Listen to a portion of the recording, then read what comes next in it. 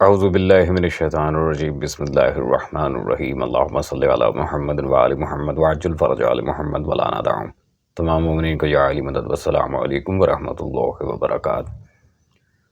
سامعین گرامی قدر، آج بلا شبہ یوم حزن ہے آل محمد صلی اللہ علیہ وآلہ وسلم کے ہاں، یوم انہدام جنت البقیع، جب ائمہ اہل بیت اور دیگر مقدرات عصمت اہل بیت صلوات اللہ علیہم اجمعین کی قبور کو بے آسرا کر دیا گیا اور ان پر بنائے گئے مزارات کو ڈھا دیا گیا تھا۔ آل سعود الاحلان والعذاب کی طرف سے یہ حرکت ہوئی تھی۔ اب چونکہ باتیں سننے میں آ رہی ہیں کہ یہ لوگ سیدہ کائنات صلوات اللہ علیہ اور ان کے گھرانے کی قبور بنانے پر آمادہ ہیں، ان کے مزارات کو ابھی کی پارٹ۔ چلیں دیکھتے ہیں what can happen in the future. فی الحال تو ان لوگوں نے کسی طرح شیعان اہل بیت کو دھوکہ دینے میں کامیابی حاصل کر ہی لی ہے۔ الغرض، آج ہمارا موضوع انہدام جنت البقیع نہیں بلکہ شہزادہ علی اکبر صلوات اللہ علیہ کی والدہ ماجدہ صلوات اللہ علیہ حضرت ام لیلہ صلوات اللہ علیہ کے لحاظ سے جو بات ہمیں کرنی ہے وہ حامل اہمیت ہے، اور بعض علماء نے انہیں ام لیلہ لکھا ہے، بعض نے صرف لیلہ پر اکتفا کیا، اور کچھ علماء مقاتل نے ان کا نام آمنہ بھی ذکر کیا ہے۔ اور آمنہ نام ان کے ساتھ اگر رکھا جائے تو پھر وہ ایک اس کے پیچھے روحانیت بھی پوشیدہ ہے کہ جب بیٹا شبیہ محمد ہے تو ماں کو بھی آمنہ ہی ہونا چاہیے۔ ان کے بارے میں مشہور و معروف ایک جاہل ذاکر ہے، وسیم بلوچ، جس نے یہ گھڑی ہوئی کہانی نعوذ باللہ من ذالک مصائب کی شکل بنا کے پیش کرنے کی کوشش کی ہے کہ بی بی والدہ علی اکبر صلوات اللہ علیہ زوجہ سلطان دشت نینوا یہ یزید کی پھوپھی کی بیٹی تھیں یا اس طرح کا کوئی رشتہ تھا، نعوذ باللہ من ذالک۔ پہلے آپ اس کی وہ ویڈیو دیکھیں، پھر انشاءاللہ تبارک و تعالی شیعہ سنی کتب سے ہم آپ کی خدمت میں آج دلائل رکھیں گے کہ یہ سوائے افسانے کے اور کچھ بھی نہیں ہے۔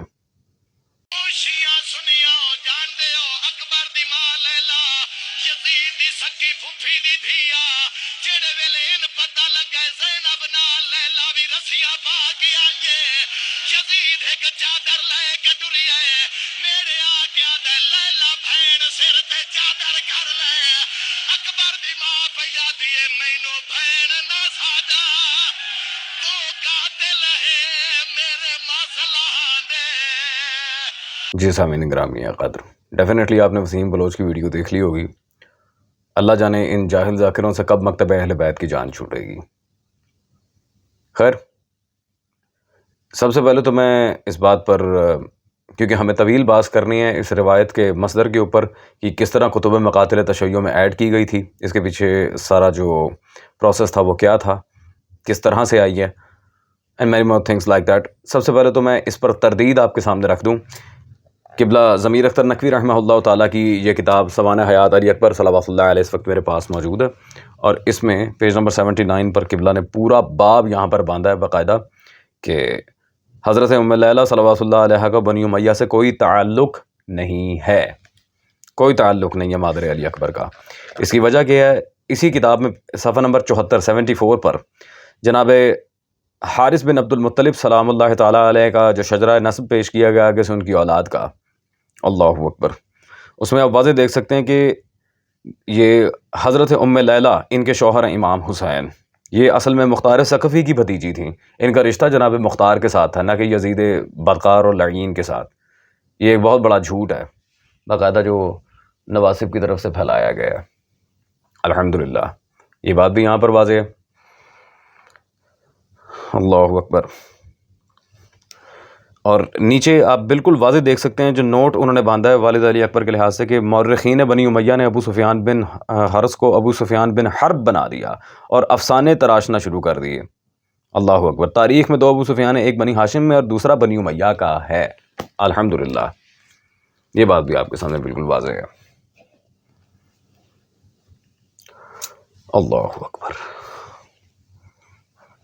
اور سامعین گرامی قدر، یہ کوئی اس میں قبلہ ضمیر اختر نقوی رحمہ اللہ تعالیٰ کا کوئی تفرد نہیں ہے، اگر کوئی یہ کہ ان کی انفرادی تحقیق ہے، تفردات علماء کبھی حجت نہیں ہوتے، تو یہ میرے پاس علامہ ارتضیٰ بن رضا نواز پوری رحمہ اللہ کی کتاب موجود ہے، تاریخ بنی ہاشم، جلد نمبر اول ہے اس کی، اور اس میں صفحہ نمبر 226 پر جو آپ دیکھ رہے ہیں جناب حارث بن عبد المطلب، وہ حارث اور حارث دو نام ان کے شجرجات کے اندر آتے ہیں، جیسا کہ قبلہ ضمیر نے بھی نقل کیا تھا۔ تو الحمدللہ ان کے فرزند جناب ابو سفیان سلام اللہ علیہ کا یہاں ذکر واضح طور پر موجود ہے، الحمدللہ۔ وہی شجرہ جو قبلہ ضمیر اختر نقوی رحمہ اللہ نے پیش کیا تھا، آغا ارتضیٰ بن رضا نواز پوری رحمہ اللہ نے بھی پیش کیا ہے۔ یہ بات آپ کے سامنے بالکل واضح ہے۔ تو سامعین گرامی قدر، یہ بیسیکلی ہوا کیا، یہ روایت گھڑی کہاں سے گئی، بنی امیہ نے اسے پیچ اپ کیسے کیا، اینڈ مینی مور تھنگس۔ اس میں بہت سی چیزیں ہیں جو ڈسکس کرنی چاہیے تھی، لیکن علماء نے بغیر کسی تحقیق کے ایز اٹ از وہ روایات نقل کر دیں، جس سے یہ تاثر گیا کہ نعوذ باللہ شہزادہ علی اکبر کا معاویہ کے ساتھ یا یزید کے ساتھ کوئی رشتہ بنتا ہے، لا حول ولا قوت الا باللہ۔ اس بات کو ہم آپ کے سامنے باطل قرار دیں گے خود شہزادہ علی اکبر صلوات اللہ علیہ کے فرمان سے، جو میرے آقا نے کربلا میں قبل از جنگ رجز پڑھا تھا، اور شیعہ سنی دونوں کتب میں وہ رجز موجود ہے۔ پہلے ہم یہ دیکھیں کہ علماء مقاتل نے جو روایات نقل کی ہیں وہ کہاں سے کی ہیں، اور تحریف کا ذمہ دار کون ہے۔ اس پر متعصب ترین مجتہد مرتضیٰ مطہری کی کتاب تحریفات کربلا میں آپ کے سامنے پیش کرنا چاہوں گا۔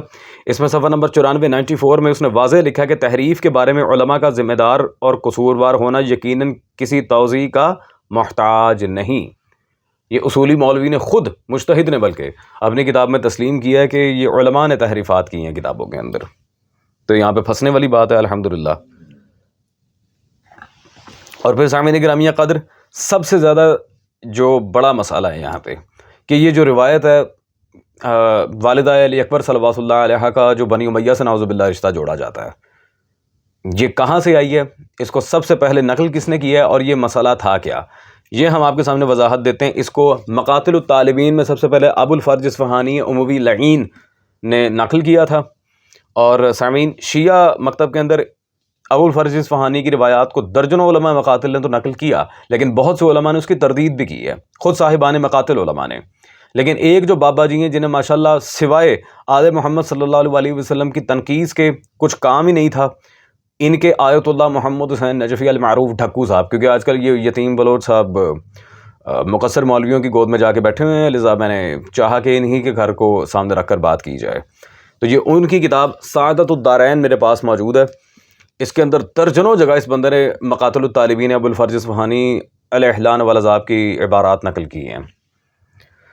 اللہ اکبر،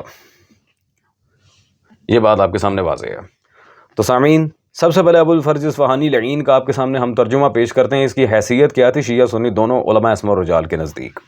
علامہ مجلسی رضوان اللہ علیہ کی کتاب وجیزہ اس وقت میرے پاس موجود ہے رجال شیعہ پر، اور اس میں انہوں نے واضح طور پہ پیج نمبر 259 پہ ابو الفرج اصفہانی لعین کے بارے میں لکھا ہے کہ یہ ضعیف تھا۔ ٹھیک ہے جی، ضعیف۔ سامعین، یہ تو چھوٹی جرح ہے، ہم آپ کے سامنے اس سے بڑی جرح باقاعدہ رکھتے ہیں کہ ائمہ اہل سنت نے کیا کہا ابو الفرج اصفہانی کے بارے میں۔ یہ امام ابن حجر اسقلانی کی کتاب لسان المیزان میرے پاس اس وقت موجود ہے، جلد نمبر 5 ہے اس کی۔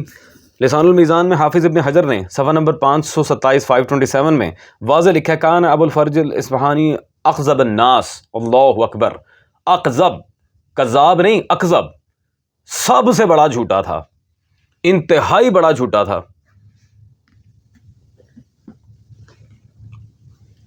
یہ حافظ ابن حجر اسقلانی نے جر کی ہے اس کے اوپر۔ اب رہ گئی بات سامعین گرامی قدر یہ صاحب سعادت الدارین کی، تو ان کے بارے میں آپ کے سامنے وضاحت پیش کرتا ہوں عزیزان۔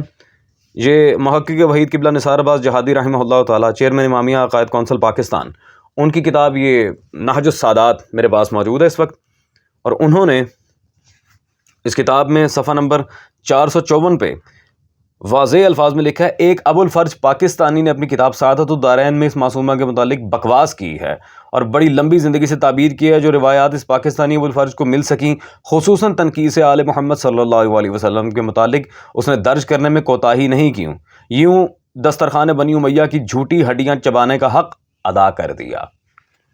اللہ اکبر۔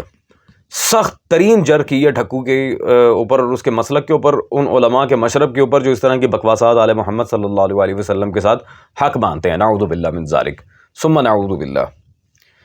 تو یہ بات بھی آپ کے سامنے واضح ہے. اللہ اکبر. سامعین، یہ آپ دیکھ رہے ہیں کتنا بڑا اسکیم ہے. ابو الفرج اصفہانی جو ایک مردود شخصیت، یہ نہ صرف شیعوں کے نزدیک، اہل سنت آئمہ کے نزدیک بھی اس کی کوئی وقت نہیں، پرلے درجے کا کذاب اور ضعیف قسم کا آدمی تھا. اس کی روایات کو اٹھا کے یہ آگے بیان کر دیتے ہیں، کیونکہ ان بیچاروں کا کیا ہے، انہوں نے نہ کبھی تحقیق کرنی ہے، نہ کوئی گل نہ بات. جنہیں اردو ڈھنگ سے پڑھنا نہ آتی ہو انہیں آج کل ولی اللہ بنا کے شیعہ قوم پیش کرتی ہے. خیر، اس میں کیا کر سکتے ہیں ہم، یہ ہمارے بس میں نہیں ہے.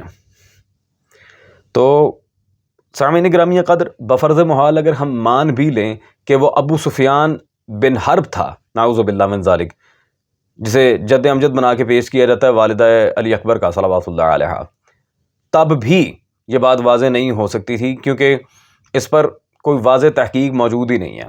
الحمدللہ، جیسے کہ قبلہ ضمیر نے بالکل واضح طور پہ یہ اسکیم پکڑا آپ کے سامنے ان لوگوں کا، کہ کس طرح ابو سفیان بن حارث کو ابو سفیان بن حرب بنا کے پیش کیا گیا، اور ماشاءاللہ سے یہ سارا کا سارا معاملہ فٹ ان کر دیا گیا.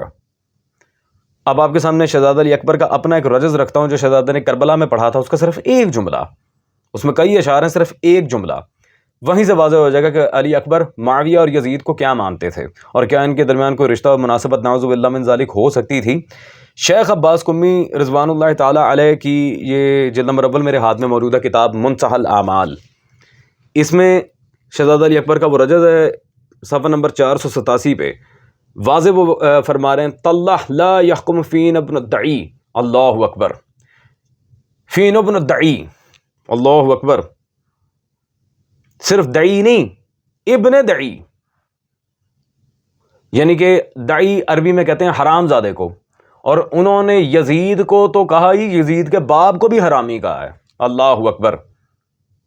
طلّہ لا یحکم فین ابن الدعی، خدا کی قسم ہم کبھی بھی حرامی کے بیٹے کے حکم پہ نہیں چلیں گے. اللہ اکبر. یہ شہزادہ علی اکبر صلوات اللہ علیہ کا رجز ہے. اور سامعین، اس سے پہلے کہ باسی علم کی کڑیوں میں ابال آنا شروع ہو تو میں وضاحت کر دوں، یہی رجز امام اہل سنت حافظ ابن اسیر جزری نے اپنی کتاب الکامل فی التاریخ جلد نمبر 3 میں بھی نقل کیا. الحمدللہ. اس سے پہلے کہ انہیں آگے لگ جائیں، میں نے کہا نواسب کا حوالہ بھی ہم سامنے پیش کر دیں.